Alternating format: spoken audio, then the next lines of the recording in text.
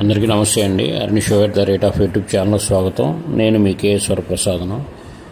మీరు ఈరోజు వీడియోలో షిరిడి సమీపంలో షిరిడికి సుమారు 5 కిలోమీటర్ల దూరంలో ఉన్న ఏకముఖి దత్తాత్రేయ స్వామి.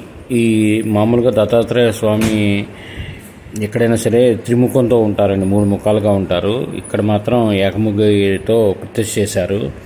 1825-28 మధ్యలో నిర్మితమై 1943లో ఉపాసని బాబా వారి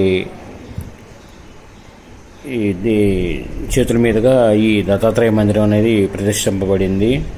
ఇక్కడ మార్చి ఏప్రిల్ నెలలో, సెప్టెంబరు అక్టోబర్ నెలల్లో సూర్యకిరణాలు నేరుగా స్వామివారి మీద పడతాయని ఇక్కడ వారు తెలుపుతున్నారు. అలాగే ప్రపంచంలో అత్యంత పెద్దదైన దత్త యంత్రం అనేది ఇక్కడ ప్రతిష్ఠింపబడింది స్వామివారి వెనక వైపు. మీరు చూస్తుంది దత్త మందిరం లోపల భాగం చూస్తున్నారు. మీరు స్వామివారు ఎంతో శక్తివంతమైన స్వామి. మేము వెళ్ళినప్పుడు చాలామంది దర్శనం చేసుకోవడానికి వస్తున్నారు. స్వామివారి పల్లకి ఇది.